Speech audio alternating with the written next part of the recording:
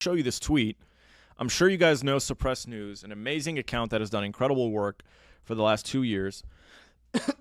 Excuse me. Basically, exposing and debunking and just documenting this genocide in detail. He says, honestly, releasing this American-Israeli soldier in, quote, good faith was a bad move. According to Hamas statement, the U.S. did not respond to Hamas's demands in exchange for the release of Idan. Hamas was deceived. You cannot assume good faith from Israel or the United States. Now, what he means is, as you guys know, Hamas asked for some aid to be let in because 74 days without food, water, or anything, the people are dying. They're starving to death. And so they said, hey, we'll give you, we don't want any Palestinians in return, which was the whole point of taking the hostages. We want the Palestinian prisoners released that Israel illegally holds. But Israel's been making that difficult for an exchange. So as a gift to Trump, they said, hey, we'll release the American hostage, the American-Israeli hostage, Idan. And in exchange, we just want food because our people are starving to death. Well, Trump didn't make good on that. So I want to continue with the rest of these tweets because I had an exchange with Suppressed that I think will be interesting for you guys. So I commented, I said, they are in a helpless position. Suppressed said, I know and I understand, but read their statement. And I don't think it's a coincidence that Israel targeted high-level commanders just after Idan was released. He had been inside a tunnel with resistance leaders. Hours after his release, the Israeli occupation announced it had targeted several senior Qassam brigades commanders. And then he shows the actual statement. And the statement by Hamas, and it says, as part of the Islamic resistance movement, Hamas's commitment to easing the suffering, I'm going to just go full screen, it's easier, of the easing the suffering of our people by ending the aggression and opening the crossings to allow the entry of humanitarian aid, the positive initiative to release the captured soldier Idan Alexander came ahead of the U.S. president's visit to the region. Based on the understandings reached with the American side and with the knowledge of the mediators, we expect the immediate entry of humanitarian aid into the Gaza Strip, a call for a permanent ceasefire, and comprehensive negotiations on all issues to achieve security and stability in the region, an outcome we are striving for. However, failure to take these steps, especially the entry of the humanitarian aid, will cast a negative shadow on any efforts to resume negotiations regarding a prisoner exchange deal. So basically, so far, none of that has happened. So Hamas did Trump a solid, and everyone's saying that Trump is stiff-arming Netanyahu, and he wants to put an end to this, and he might recognize Palestine, but he won't even give them food. Okay, he won't even give them food after agreeing to, okay, which raises questions. What is going on? So let me show you my response. I said, Hamas is in a really tough spot. The people of Gaza desperately need relief, so they can't pause this. Oh, okay, sorry. This is I replied, and I replied with a tweet. Give me a second here. Sorry. Okay. I replied with a tweet that I posted back in February when the first ceasefire was originally agreed to, okay? And I was concerned because I knew the ceasefire was not permanent. I knew it was temporary, and I knew Hamas was incredibly vulnerable in losing leverage every single day, okay? So Hamas is in a really tough spot. The people of Gaza desperately need relief, so they can't pause this ceasefire agreement. At the same time, though, Israel is likely to break this agreement very soon. They just want as many hostages as they can possibly get beforehand. And with every hostage Hamas gives up, Israel collects information about whether or not the rest are alive and, quote, worth trading for, and where they could be located. The IDF is conducting as much intelligence gathering as they possibly can to learn where these hostages have been hiding. And again, I tweeted that back in February, and I ended up being kind of correct. Well, one of the agreements of the original ceasefire was that Israel wasn't allowed to fly drones over Gaza. Why? Because Hamas wants to come out of the tunnels and out of their hiding places with the hostages and release them and eat food and do whatever they need to do without being seen. And so they insisted that if we're going to have the ceasefire and give up a hostage, you got to stop flying drones because we know you're collecting surveillance on us. Well, Israel agreed after some time. Why did they agree? Because they knew the UK was going to do their dirty work for them. So Matt Kennard has been reporting on this for over a year now.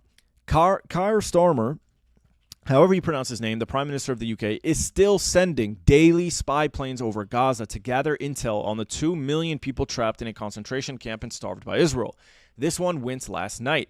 The UK intel is being handed to the regime of war crimes fugitive Netanyahu. You are paying for this. And then it shows a Royal Air Force spy plane taking off from the island of Cyprus. It flies towards Israel, and then it turns off its transponder, and it goes ghost. And, of course, it goes to Gaza, flies around, collects information, and then it gives it to the Israelis.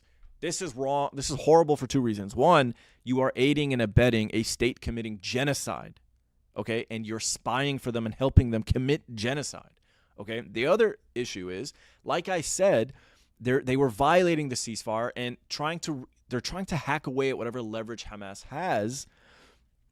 And the way they do that is by just trying to figure out where the rest of the hostages are. So even though Israel during the ceasefire wasn't allowed to fly drones, the UK was, and they were collecting that information and giving it to the Israelis. And the Israelis are basically using this to kill other Hamas members, but in the process kill other Palestinians. Okay, so I want to share with you now my thoughts on what this means about Witkoff, right? So Witkoff is the one negotiating this, and a lot of, back in February, it was reported that Witkoff went to Israel and he told Netanyahu on the Sabbath, even though it's the Sabbath, you need to come visit me and talk to me because we need to get this ceasefire done. So basically it was described as Trump strong-arming Netanyahu, and Witkoff, was America first, even though Witkoff is a Zionist pro-Israel Jew. And I'm going to show you a lot about him and his family, and that should help dispel any idea, any theory that, he might be trying to do what's in America's interest and they're stiff-arming Israel. No, this is all political theater. These people are Zionists, okay? And they are going to do whatever they can to help the state of Israel. So that was political theater back then. Obviously, when they sunned Netanyahu and forced him to sign a ceasefire, they also gave him more bombs. They gave him billions of dollars worth of weapons, and they allowed him to break the ceasefire and starve Gaza for 74 days. And even though, they negotiated directly with Hamas, and Hamas said, here's an American citizen for free, just give us food. They didn't even give them the food, okay? So let's take a look here at Alex Witkoff, who is Witkoff's son. Proud to be appointed by President Trump to the U.S. Holocaust Memorial Council. As a Jewish American, this fight is personal. Anti-Semitism is rising. We must remember, act and fight hatred wherever it exists. Never again must mean never again. Okay, never again for who? Not for you, not for Palestinians, not for anyone else, but for Zionist Jews. And that's it. They don't care if anyone else is genocided. Well, Alex Witkoff, Stephen Witkoff's son, is obviously, through his tone and language, you could tell, he fully adopts and buys into the Israel first Zionist narrative. This is Witkoff's son. Well, the apple doesn't fall far from the tree. Where do you think Stephen Witkoff's brain is at? Okay, so let's continue. Because it gets worse. Look at this. Alex Witkoff retweeted Eli Beer. Okay, I got to tell you who this guy is. Some of you already know him if you've seen my videos. He tweeted out a flyer from a fundraiser they're having in 2025 in New York that includes Dr. Miriam Adelson. Miriam Adelson is the woman who gave Trump $114 million, and she's hoping the West Bank will be annexed and converted and called into Judea and Samaria for Israel. Okay, she's an Israel First Zionist.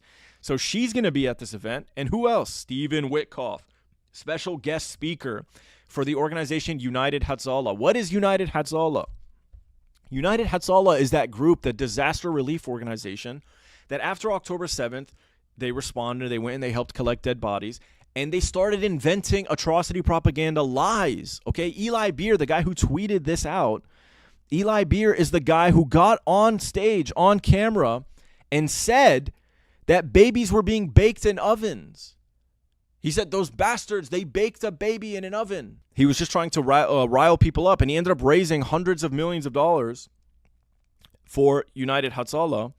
And Stephen Witkoff is going to speak for this organization. Okay, what does that tell you about Stephen Witkoff? Is this guy going to be a fair mediator between Israel and Hamas? Is he going to serve America first? This is Trump's Middle East envoy. This guy's serving Israel first. This guy is not some America first guy. This guy is serving Israel 100%. So let's take a look at what else. Okay, so I wrote, Stephen Witkoff is attending a fundraiser for United Hatzalah, the bullshit response group in Israel that invented total lies about October 7th, from mass rape to baked babies in ovens. Eli Beer, the man who tweeted out the flyer, is the one who declared babies were baked in ovens. He raised tens of millions of dollars after October 7th. Witkoff is a Zionist first. Any notion that he will work against Israel or Netanyahu is absurd. Okay? And I actually did a video on this. If you go to my profile, you can see the tweet. I did a video about this very early on. This was like in November or December, so 2 months after October 7th, and I did a video about the Gray Zones article about United Hatzalah, and basically how they were spreading atrocity propaganda in order to raise a ton of money. And so they invented these complete lies, and they used it to help Israel with their narrative in order to create the conditions for genocide and earn consent and manufacture consent for genocide. But also, they just raised a ton of money through these lies. And yeah, so Stephen Witkoff, what do you think? Do you think this guy really is going to set aside Zionist interests or Israel's interests because of Gulf money? No, this is all a show. They're trying. The reason why Trump and Witkoff is putting on this theater is just to make it easier for the Arab Muslim populations of Saudi Arabia and Qatar and the UAE to stomach the fact that they're welcoming the Zionists that are essentially genociding their people and giving them $1 trillion. So what do they think? Oh, it's not a bad thing that you're rewarding the people committing genocide. It's a smart thing because you're obviously influencing them. Well, what's going to happen when they get home and they're done with raising their money from the Middle East? What's going to happen? They're going to change their tune. They're going to start coming out again and basically saying that whatever Israel wants, Israel's going to get, and they might even go to war with Iran. So don't fall for this crap for a second. Witkoff is definitely an Israel-first Zionist. He's a good friend of Trump, and that's the only reason why this guy is the Middle East envoy. That's not the only reason why, actually. His friend Miriam Adelson, who he's speaking with at the United Hatzalah fundraiser, obviously paid $114 million to Trump to make Witkoff the Middle East envoy. But Trump trusts him because they made a lot of money together in the real estate game. And so, yeah, that's what's happening.